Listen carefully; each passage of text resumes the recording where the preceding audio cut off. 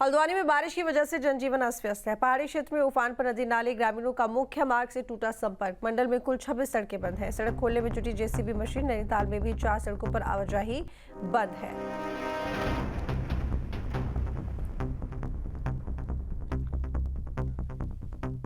तो हल्द्वानी जहां पर बारिश की वजह से जनजीवन अस्त व्यस्त है, पहाड़ी क्षेत्रों में उफान पर है नदी नाले।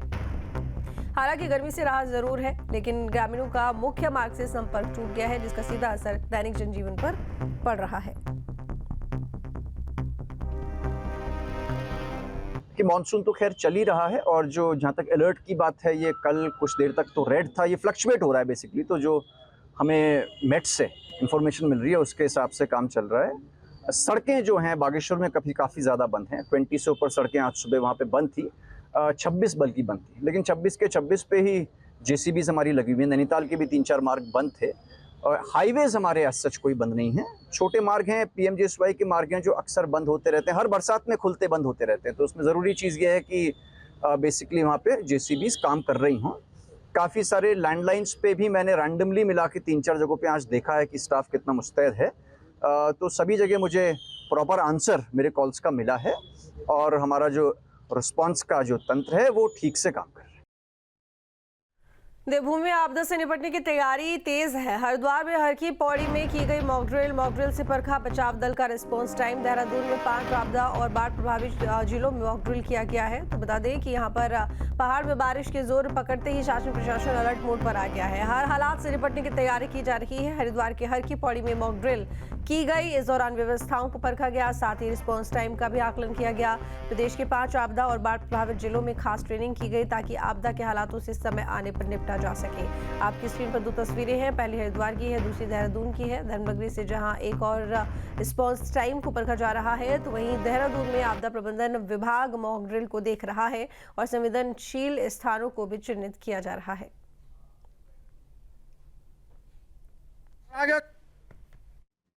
प्रदेश में मानसून से हो रहे नुकसान के मद्देनजर आज आपदा प्रबंधन विभाग ने 5 जिलों के 23 स्थानों पर मॉक ड्रिल का आयोजन किया।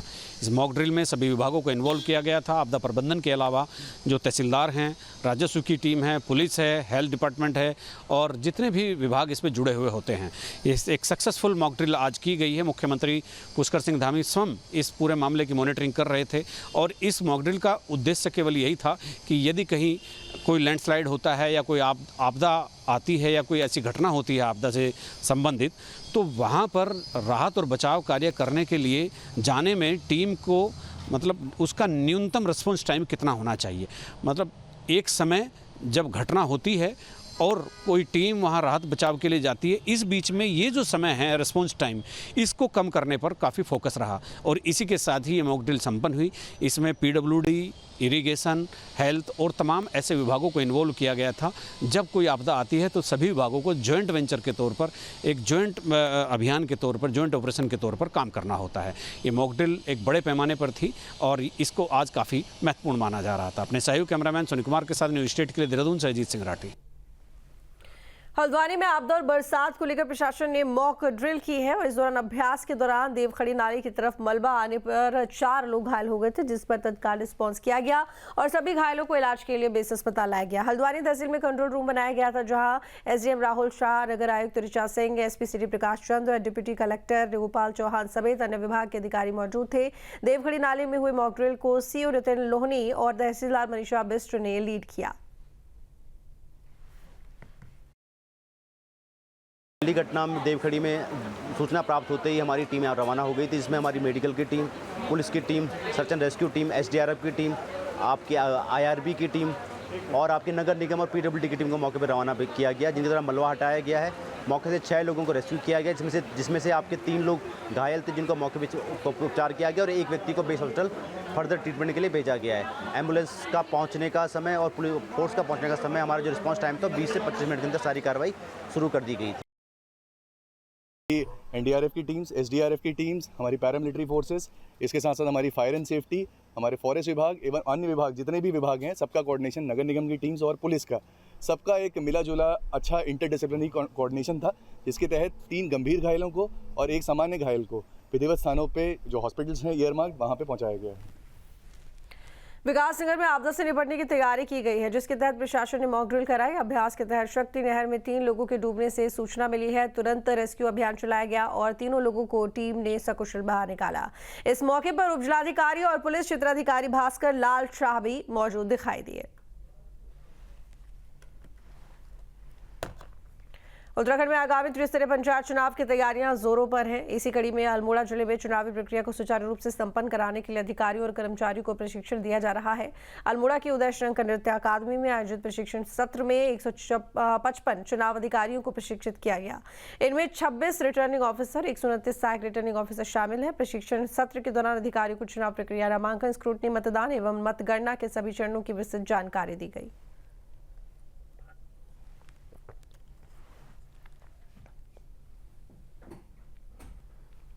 नैनीताल से लगभग 10 किलोमीटर दूर स्थित बेलुवा खान के तोक सौलिया और तल्ला कुंड गांव के ग्रामीणों ने इस बार पंचायत चुनाव का बहिष्कार करने का ऐलान किया है। ग्रामीणों का कहना है कि पिछले 3 दशक से वे अपने गांव को मुख्य मार्ग से जोड़ने की मांग कर रहे हैं, लेकिन हर बार उन्हें सिर्फ आश्वासन ही मिला।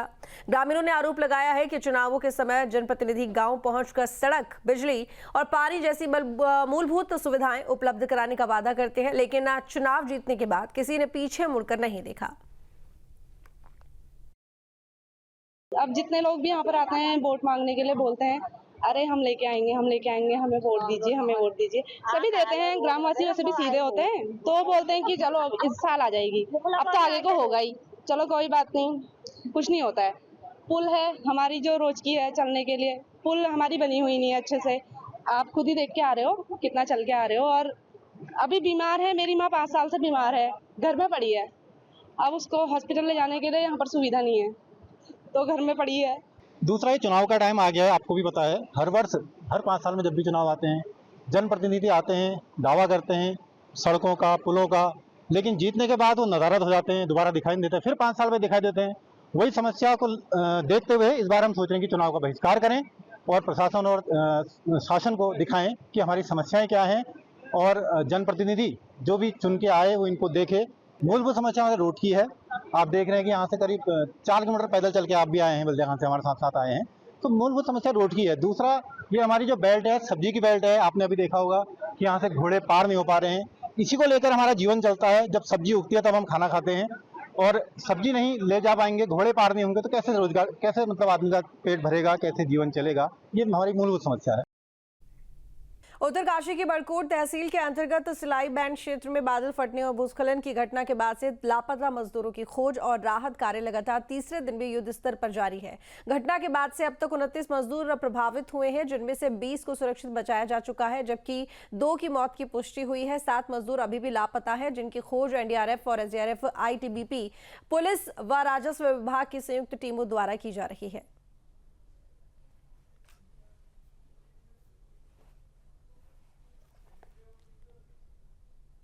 उत्तराखंड के केदारनाथ धाम की यात्रा पर मौसम ने कहर ढा दिया है। हाल ही में जहां बाबा केदार के दरबार में श्रद्धालुओं का तांता लगा रहता था, वहीं अब दरबार सूना पड़ा है। बारिश और खराब मौसम के कारण यात्रा मार्ग पर मुश्किलें बढ़ गई है। जगह जगह भूस्खलन का खतरा मंडरा रहा है, जिससे यात्री डर के साए में है। कई स्थानों पर आवाजाही रोक दी गई है और सुरक्षा के लिहाज से प्रशासन भी अलर्ट मोड पर है। हालांकि अभी तक 13 लाख से अधिक श्रद्धालु बाबा केदार के दर्शन कर चुके हैं, लेकिन बीते सप्ताह से लगातार बिगड़े मौसम ने इस पवित्र यात्रा की रफ्तार थाम दी है।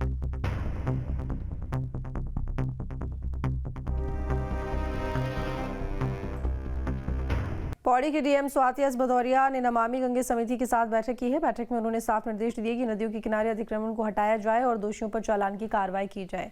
उन्होंने नगर पालिका पौड़ी और नगर निगम श्रीनगर को ठोस अपशिष्ट निस्तारण की कार्य योजना बनाने के निर्देश दिए हैं। साथ ही पौड़ी शहर में सीवर लाइन बिछाने की योजना जल्द तैयार करने को कहा है। इसके साथ ही डीएम ने पुराने कूड़ा स्थलों के सौंदर्यकरण कर पार्क विकसित करने व उनकी वर्तमान स्थिति की तस्वीरें उपलब्ध कराने के भी निर्देश दिए हैं।